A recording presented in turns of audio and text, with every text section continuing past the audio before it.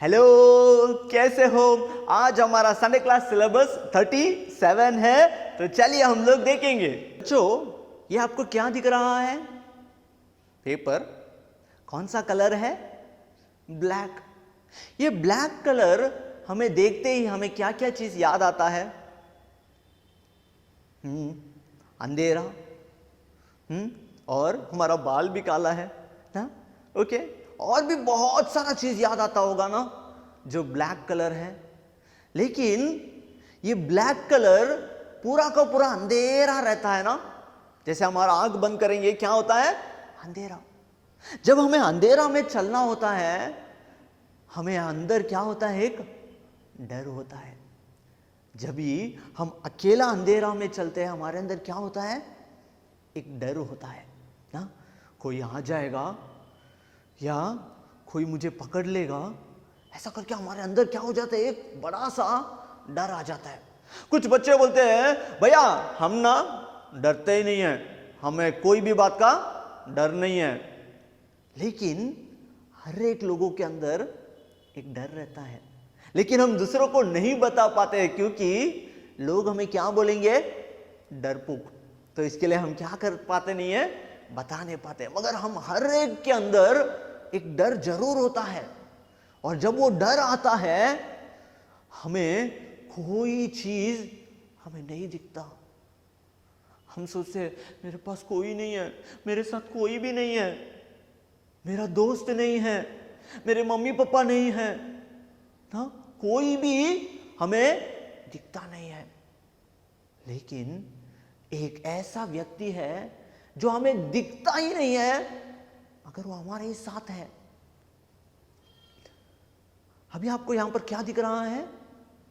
पूरा वाइट, सफेद। हमें सफेद देखते ही हमें उजाला आता है, याद ना? और उजाला में हम बिना डरे चल सकते हैं ना। लेकिन जब इस शुरुआत में हम इस ब्लैक कलर को देखे थे, अंधेरा को देखे थे, हमें कोई भी याद नहीं आता है जब हमारे अंदर डर आता है तो। लेकिन एक बात को हमेशा याद रखेंगे, जिस परमेश्वर यीशु मसीह को हम नहीं देखे हैं, वो हमारे डर के समय पर भी हमारे साथ रहता है। इसे आप याद रखना। अभी हम एक सुंदर सा बाइबल स्टोरी देखेंगे।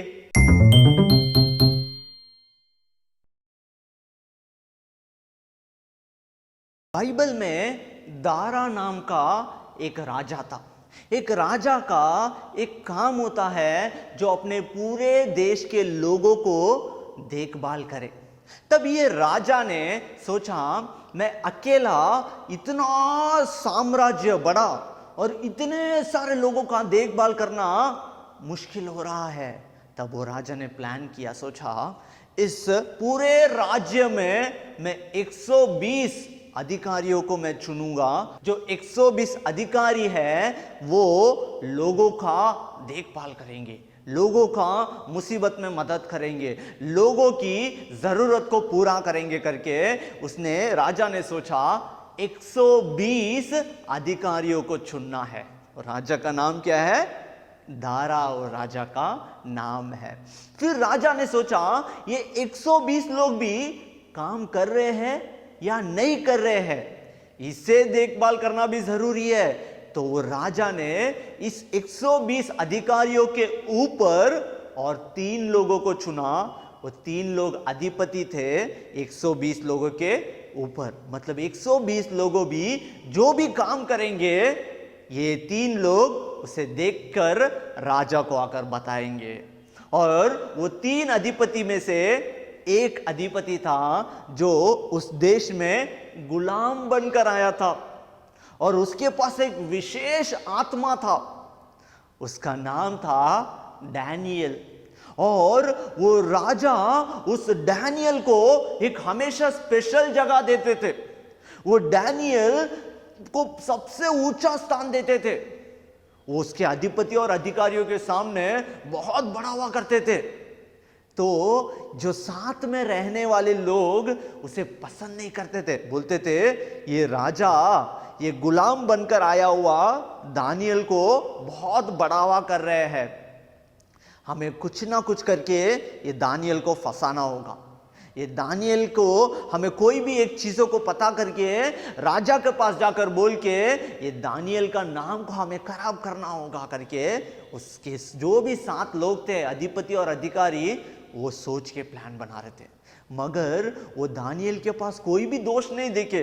दानियल अपने काम पे बहुत अच्छा था, वो हमेशा सच्चाई से काम करता था, उस दानियल के पास कोई भी दोष नहीं मिला। तब वो लोगों ने सोचा ये दानियल को हम लोग सिर्फ एक चीज में फंसा सकते हैं, वो है उसका परमेश्वर। मतलब दानियल हर दिन 3 बार वो प्रार्थना करता था। तब इन्होंने सोचा हम राजा के पास जाके एक प्लान बताएंगे। तो सभी अधिकारी और अधिपति राजा के पास गए, बोले हे राजा, तू युगानु युगानु जीवित रहे, हमने आपके लिए एक अच्छा चीज सोचा है। तो राजा ने पूछा वो क्या है? तो वो लोग बताए आज से लेके 30 दिन तक पूरे हमारे देश के छोटे बड़े अधिकारी अधिपति सभी लोग 30 दिन आपको ही पूजा करेंगे और आपसे ही विनती करेंगे और सिर्फ आपका ही आराधना करेंगे। इस 30 दिन में कोई भी अपने देवता या दूसरे लोगों की आराधना या पूजा नहीं करेंगे। अगर ऐसा किसी ने किया तो उसे हम पकड़ के जो शेर के खड्डे में हम डाल देंगे।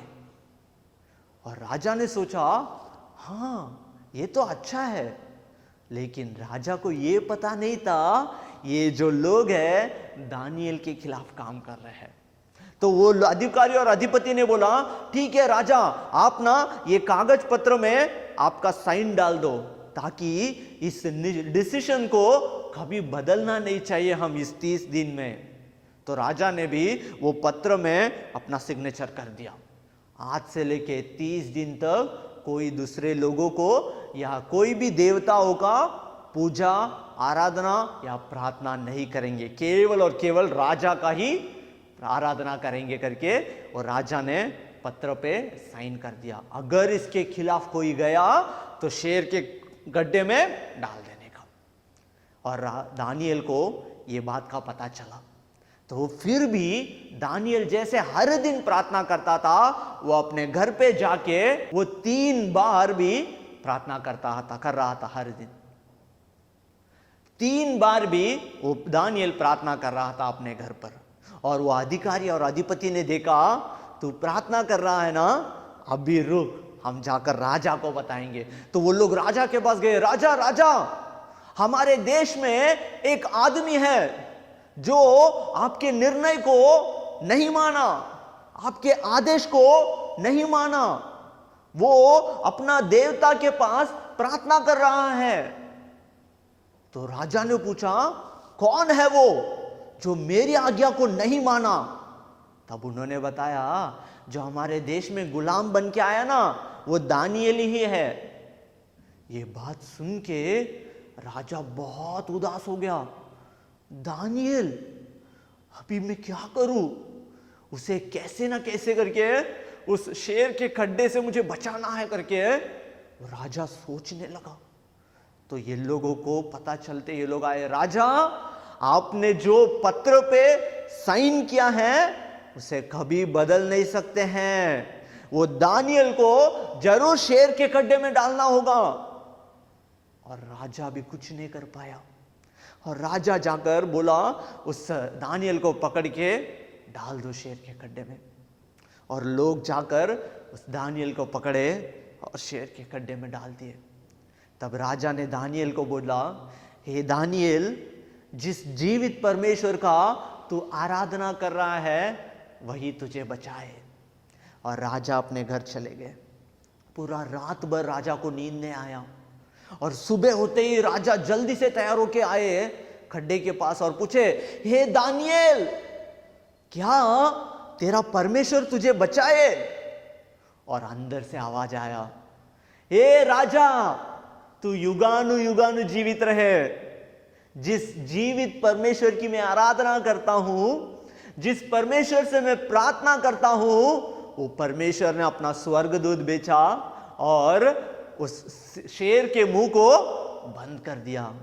शेर ने मुझे कोई भी हानि नहीं पहुंचाया, क्योंकि वो परमेश्वर के सामने भी और आपके सामने भी मैं कोई भी दोष नहीं किया हूं। ऐसा करके वो दानियल ने राजा को बोला।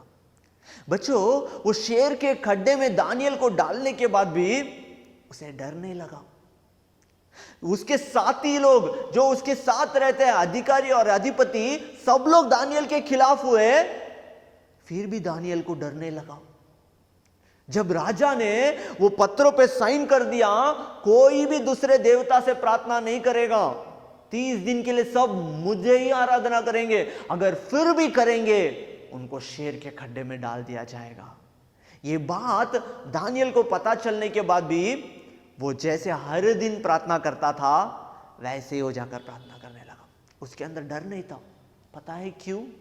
क्योंकि वो परमेश्वर, जीवित परमेश्वर उस दानियल के साथ था। उसके अंदर के सारे डर को उन्होंने मिटा दिया। उसने कोई भी गलत काम नहीं किया। उसे पूरी की पूरा तरह परमेश्वर ने उसे बचाया, उसके अंदर के डर को मिटाया।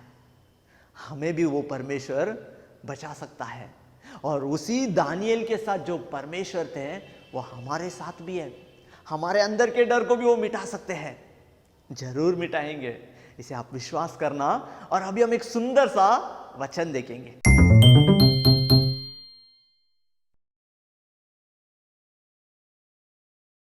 आप लोगों ने देखा आज का बाइबल स्टोरी, वो दानियल के अंदर क्या नहीं था? डर नहीं था। क्यों? क्योंकि उसके साथ कौन था? परमेश्वर थे। और वही परमेश्वर हमारे साथ भी है, और हमारे अंदर के जो डर है उसे भी वो क्या कर सकते हैं? मिटा सकते हैं। अभी हम एक सुंदर सा वचन पढ़ेंगे, मेरे पीछे बोलना। यशाया चैप्टर 43 वर्सेस 5। मत डर क्योंकि मैं तेरे साथ हूं। फिर से बोलेंगे, यशाया चैप्टर 43 वर्सेस 5। मत डर क्योंकि मैं तेरे साथ हूं। अभी हमने एक वचन सीखा, उसे हम बच्चों को थोड़ा अलग तरीके से हम सिखाएंगे। क्या वचन हमने सीखा? मत डर क्योंकि मैं तेरे साथ हूं। यशाया चैप्टर 43 वर्सेस 5। इसी वचन को हम बच्चों को थोड़ा अलग तरीके से हम लोग सिखाने का कोशिश करेंगे। जो पेपर हमारे पास है हम इसे ही रख के हम उनको सिखाएंगे। बोलेंगे बच्चे हमारे पीछे पीछे, मत डर क्योंकि मैं तेरे साथ हूं। यशाया चैप्टर 43 वर्सेस 5। फिर से बोलेंगे, मत डर क्योंकि मैं तेरे साथ हूं। यशाया चैप्टर 43 वर्सेस 5। अभी हम बच्चों को सिर्फ दिखाएंगे और वही हमारे पीछे बोल देंगे आराम से। सिर्फ हम दिखाएंगे, बच्चे अपने आप वो वचन बोल देंगे। बहुत छोटा वचन है और बच्चे हमेशा याद भी रख सकते हैं। इसे भी आप आपके संडे क्लास में अप्लाई जरूर करना। अभी हम जाएंगे हमारे प्रेयर सेशन में।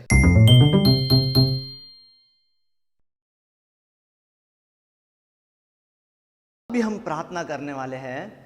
क्या प्रार्थना करेंगे? हमारे अंदर डर नहीं होना चाहिए।